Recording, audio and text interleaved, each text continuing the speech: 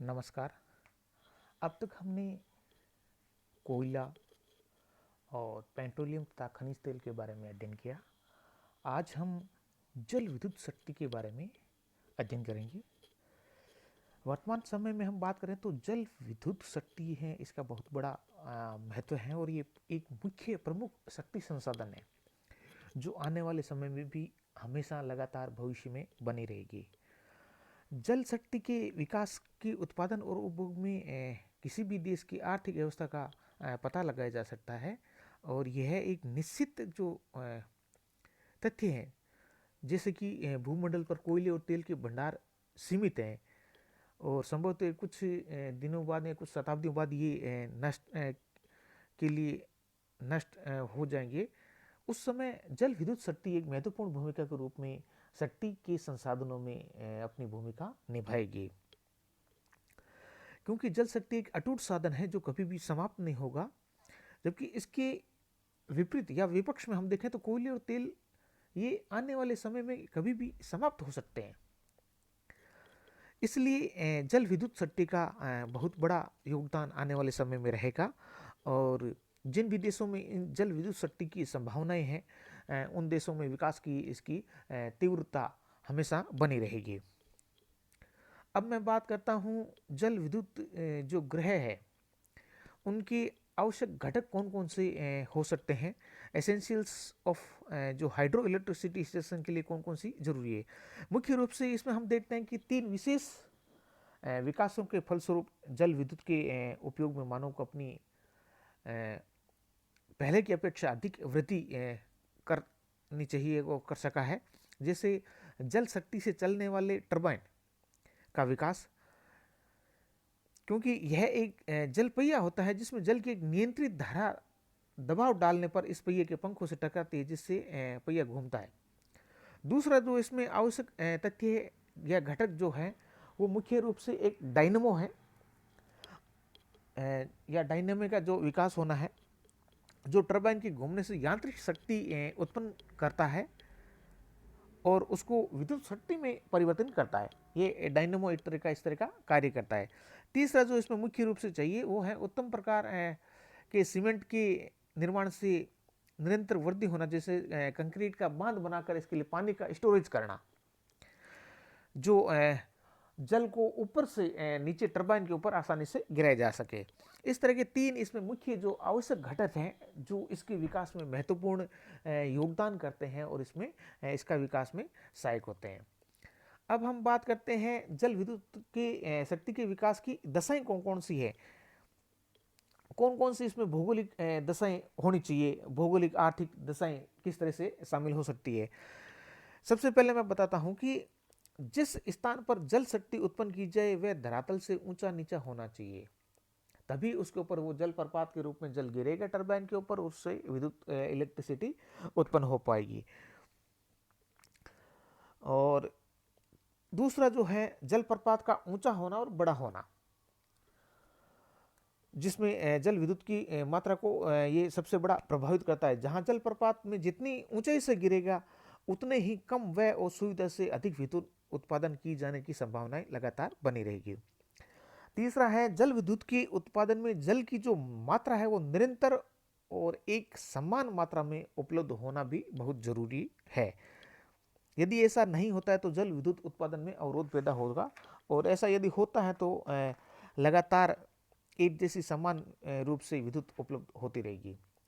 चौथा है जल प्रपात का एक प्राकृतिक होना भी आवश्यक है।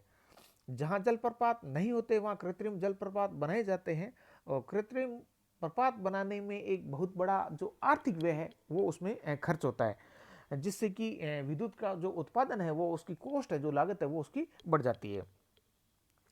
फिर है जल विद्युत उत्पादन के लिए वे प्रदेश अनुकूल होते हैं जहाँ कोयले अथवा मिट्टी का तेल न तो पर्याप्त मात्रा में मिलता हो और न ही सस्ता हो।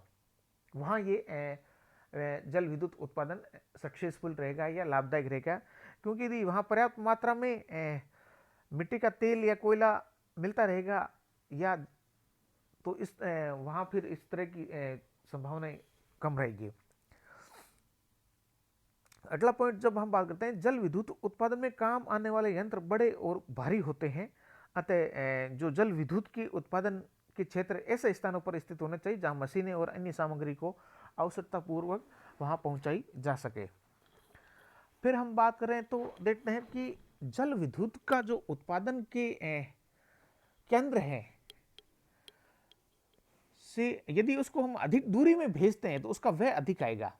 इसलिए यथासंभव जो विद्युत खपत केंद्र हैं वो जल शक्ति पैदा करने वाले क्षेत्रों के निकट ही स्थापित होने चाहिए, जिससे कि तुरंत ही जल विद्युत को आसानी से उन केंद्रों तक पहुंचाया जा सके, जिससे कि इसकी जो व्यय करने की क्षमता है वो कम से कम हो। फिर है जल विद्युत उत्पादन में जो राशि काम में आती है उसे बाद में सिंचाई के काम में लाया जा सकता है और विद्युत का उत्पादन का जो व्यय है उससे घटाया जा सकता है। भारत में इस तरह की बहुमुखी नदी घाटी परियोजनाएं लगातार इसमें काम कर रही है।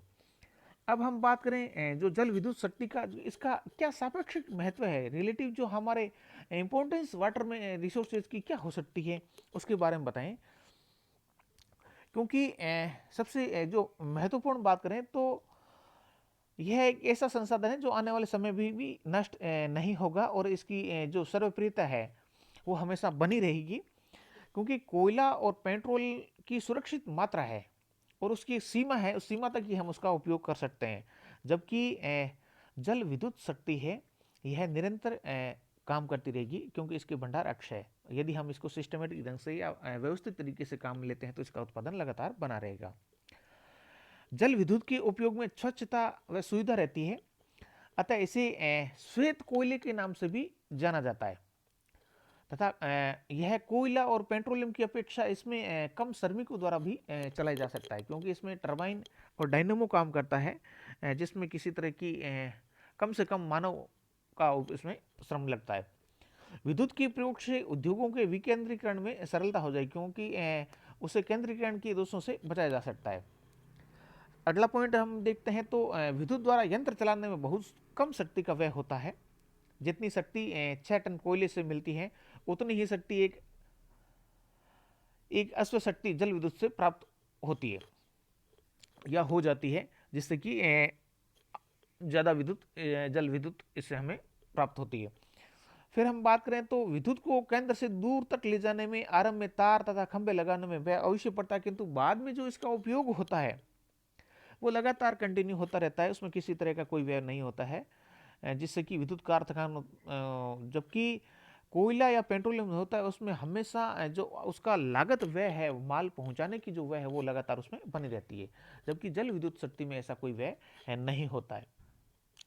फिर हम बात करें कि विद्युत का जो अधिकाधिक प्रयोग बढ़ने से कोयले की काफ़ी बचत होती है और उसके होने में जो यातायात के साधन काम में लिए जाते हैं उनका उपयोग अन्य वस्तुओं के वाहन के रूप में भी उनका उपयोग किया जा सकता है। फिर हम बात करें तो जल विद्युत की अधिक प्रयोग से कोयला और पेट्रोलियम की काफ़ी बचत जो हम होती है और कहीं कहीं तो इनकी सुरक्षित संपत्ति अवशोषित पड़ी रहती है। इस तरह हम इसको बचा सकते हैं। पंखा चलाना, कपड़े धोना, कमरा गर्म करना, इस्त्री करना आदि जैसे घरेलू कार्य विद्युत कार्य की सहायता से आसानी से किया जा सकता है और कोयले की अपेक्षा ये बहुत अधिक सरल और कम खर्च में किए जा सकते हैं। फिर हम बात करते हैं तो कोयले के स्थान पर यदि हम विद्युत के प्रयोग से रेलगाड़ियों को चलाने में अधिक आसानी रहती है और रेलों को एकदम रोकने और चालू करने में बहुत बड़ा समय लगता है, जबकि विद्युत में बहुत ही कम समय में ये चालू हो जाती है और बंद हो जाती है और विद्युत शक्ति से इसका गति भी तेज रहती है और प्रदूषण भी कम से कम होता है। आखिरी हम बात करें तो विद्युत गृहों में जो विद्युत का प्रयोग बहुत ही आवश्यक है, जैसे एल्यूमिनियम बनाने में, वायुमंडल से नाइट्रोजन प्राप्त करने में, लकड़ी की लुगदी बनाने में, कागज और लोहे की चादरें बनाने में जल शक्ति का प्रयोग आसानी से किया जाता है और बहुत महत्वपूर्ण तरीके से किया जाता है। इस तरह हम देखते हैं कि जल शक्ति का आपस में काफ़ी बहुत बड़ा महत्व है। अब हम बात करें इसकी विश्व वितरण में, तो मैं इसमें कुछ महत्वपूर्ण देशों के बारे में बता देना चाहता हूँ। विश्व में जो वर्तमान में जल विद्युत की संभावनाओं के क्षेत्र हैं वो विकासशील व अविकसित देशों में अधिकांशतः इनसे संबंधित है। विकसित देशों में सामान्य से भी जल विद्युत क्षमता उपलब्ध है उसका, और उसका अधिकतम उपयोग भी किया जा रहा है, जबकि अविकसित देशों में अभी इसकी संभावनाएं कम से कम है और नहीं के बराबर है। अब हम इसके विश्व वितरण की बात करें तो हम देखते हैं कि अफ्रीका है जो 41.4% संपूर्ण विश्व की जल विद्युत क्षमता का ये अंश है जो सर्वाधिक मात्रा में करता है। एशिया 23% के साथ, उत्तरी अमेरिका 13.2% के साथ, यूरोप 10.5%, दक्षिण अमेरिका 8.4%, ओशिनिया है जो 3.5 इस तरह से इसका उत्पादन करती है। और महाद्वीपीय जल विद्युत का जो उत्पादन है वो उत्तरी अमेरिका में सर्वाधिक उपयोग उत्पादन के रूप में देखते हैं, जैसे 40.8 उत्तरी अमेरिका का, यूरोप का 40.5 और एशिया का 13.6, दक्षिण अमेरिका 3.1, ओशिनिया का 1.4 और अफ्रीका का 0.6। संसार में लगभग 3/4 75% विद्युत क्षमता एशिया व अफ्रीका महाद्वीप से संबंधित है, जबकि संसार का 3/4 से अधिक जल विद्युत उत्पादन उत्तरी अमेरिका और यूरोप 80% से अधिक उत्पादन करते हैं। ये एक बहुत बड़ी महत्वपूर्ण चीज देखने को मिलती है। दूसरा जो हम देखते हैं कि इसका जो मुख्य जल विद्युत उत्पादन करने वाले राष्ट्रों की बात करें तो कनाडा 11.7% विश्व का उत्पादन करके पहले स्थान पे है। उसके बाद चीन है, ब्राजील है, अमेरिका है। और संसार में वर्तमान में 4 विशाल संयंत्र है जो 10 गीगावाट के स्थापित किए गए, जो क्रम से इस तरह है। 3 गार्जेज बांध है जो ये मिचांग यांगसिटी नदी पे है, इतापू ब्राजील में है, जेंसा जिलो चीन में है और गुरी वेनेजुएला में है। और कोलोराडो नदी पर यूएसए पर बोल्डर बांध और हुवर बांध बना के इन पे जल विद्युत उत्पादन किया जा रहा है। इसी तरह कोलंबिया नदी जो यूएसए में है उस पर ग्रांड कूली और बॉनविले जो ऐसे बांध बने हुए जो जल विद्युत उत्पादन का महत्वपूर्ण भूमिका निभाते हैं। इसी तरह हम देखते हैं कोलंबिया जो में जमेजी नदी पे एक करीबा बांध बना हुआ है और पराना नदी पे इतापू परियोजना ब्राजील में मुख्य रूप से स्थापित की गई है। नील नदी पर आसवान बांध जो बना हुआ है, कांगो नदी पे स्टेनले बांध है। जापान अपनी जल विद्युत क्षमता का 75% सर्वाधिक उपयोग करता है और भूटान कुल उत्पादित विद्युत का 99.5% जल विद्युत से उत्पादन करता है। इस तरह से विश्व में कई ऐसे जल विद्युत की संभावना लगातार बनी रहेगी और ये आने वाले पीढ़ियों के लिए हमेशा के लिए सुरक्षित रहेगी, जो हमारे हमेशा के लिए लाभदायक रहेगी। और कोयले और पेट्रोलियम के मुकाबले जल विद्युत शक्ति बहुत ही एक बार खर्च करने के बाद में बहुत ही महत्वपूर्ण तरीके से इसमें कम व्यय में अधिकतम उत्पादन किया जा सकता है। धन्यवाद।